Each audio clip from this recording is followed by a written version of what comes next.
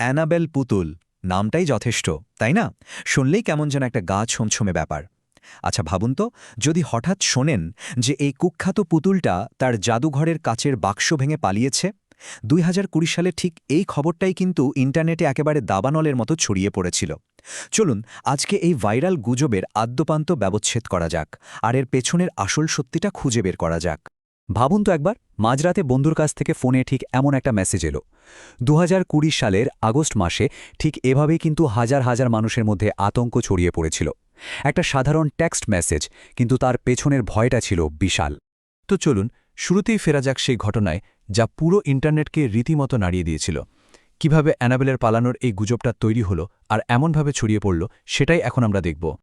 সময়টা মনে করে দেখুন, কোভিড-19 মহামারীর কারণে সারা বিশ্ব এমনিতেই একটা উদ্বেগের মধ্যে দিয়ে যাচ্ছে। আর ঠিক তখনই এই খবরটা এলো। টিকটক থেকে টুইটার, ফেসবুক থেকে হোয়াটসঅ্যাপ, সবখানে একটাই আলোচনা, অ্যানাবেল মুক্ত। কিন্তু এই সবকিছু শুরুটা হয়েছিল কোথায়? মজার ব্যাপার হলো, এই গুজবটা কিন্তু কোনো একটা জায়গা থেকে ছড়ায়নি।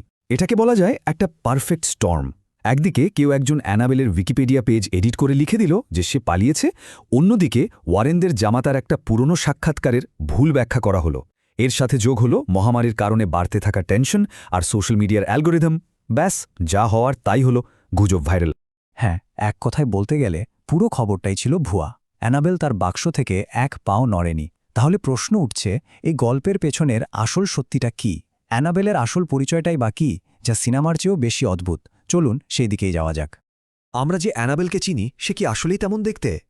এই অংশে আমরা সিনেমার সেই ভয়ঙ্কর পুতুল আর বাস্তবের পুতুলটার মধ্যে যে আকাশ পাতাল তফাৎ, সেটাই তুলে ধরব। সিনেমার পর্দায় আমরা যে অ্যানাবেলকে দেখেছি, ফাটল ধরা মুখ, কেমন একটা অশুভ হাসি আর বড় বড় চোখ, সেই ছবিটাই আমাদের মনে একেবারে গেঁথে গেছে।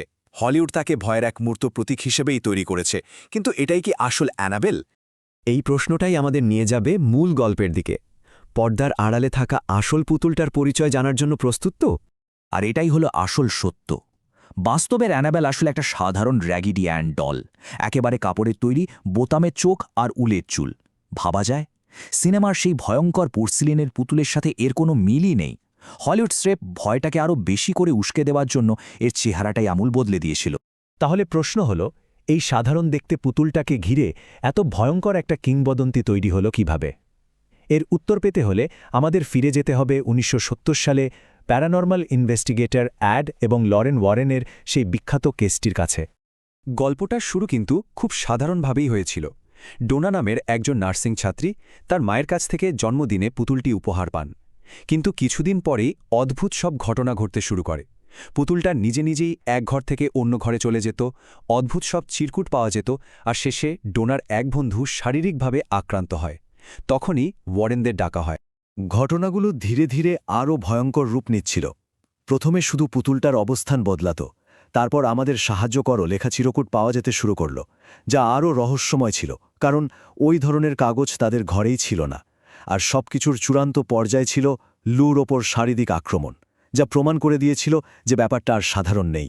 তদন্তের পর ওয়ারেনরা এক ভয়ঙ্কর সিদ্ধান্তে আসেন। তাদের মতে পুতুলটা কোনো শিশুর আত্মায় আবিষ্ট ছিল না, বরং একটা অমানবিক শয়তানি সত্তা পুতুলটাকে ব্যবহার করছিল মানুষের বিশ্বাস অর্জন করার জন্য, যার চূড়ান্ত লক্ষ্য ছিল একটা মানব দেহ দখল করা। আর এটাই ছিল অ্যানাবেল কিংবদন্তির মূল ভিত্তি।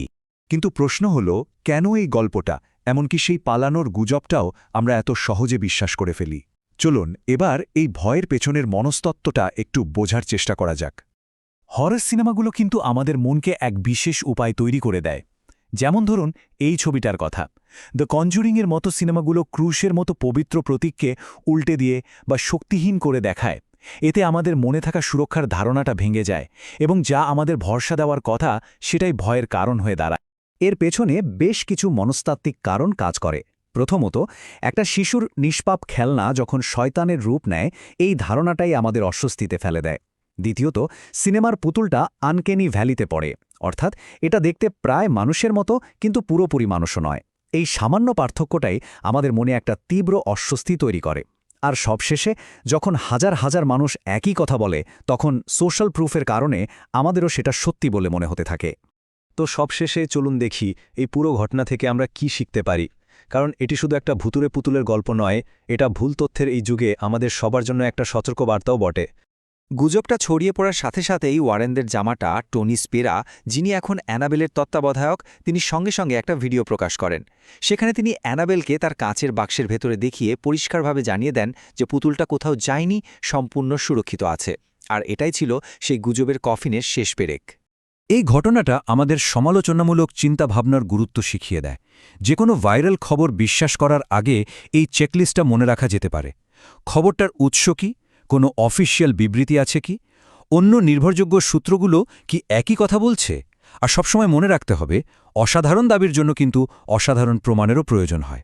তাহলে শেষ পর্যন্ত প্রশ্নটা এটাই দাঁড়ায়, আসল ভয়টা কি একটা ভুতুরে পুতুলকে নিয়ে, নাকি সেই ভয়টাকে নিয়ে যা আমাদের কল্পকাহিনীকে সত্যি বলে বিশ্বাস করতে বাধ্য করে?